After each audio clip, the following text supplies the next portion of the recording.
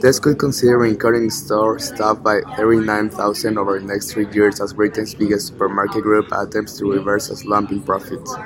The potential job losses revealed in a leaked document are the equivalent of Tesco shedding 1 in 6 employees either by cutting jobs or reducing hours. Tesco confirmed the validity of the document but said it had modeled various scenarios and had no plans announced for job losses. The group, which employs more than 300,000 people in the UK, cut thousands of jobs last year as its new boss, Dave Lewis, tried to turn around the company's financial performance. The retail reported a 6.4 billion pre-tax loss last year, one of the biggest in British corporate history. Tesco's large out-of-town supermarkets have suffered as British households have changed shopping habits, moving away from buying food in one weekly shop and turning increasingly to convenience stores, online, and the discounts Aldi and Lidl. Tesco is also being investigated by the Serious Fraud Office after a 300 to 26 million black hole was discovered in its accounts. The proposals are part of a program called Project PACE. According to the document, an extract was posted on the website verylittlehebs.com, a forum used by Tesco staff.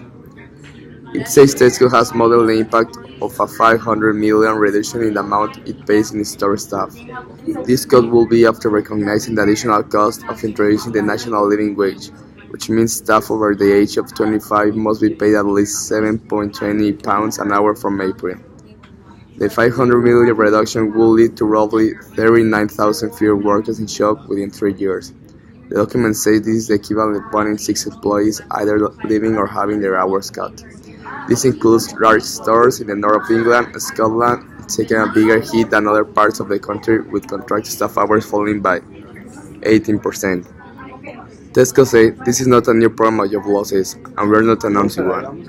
We do not comment on rumors other than to say that we are transforming Tesco into an organization that meets the needs of customers in a rapidly changing retail sector and as such continue to plan accordingly."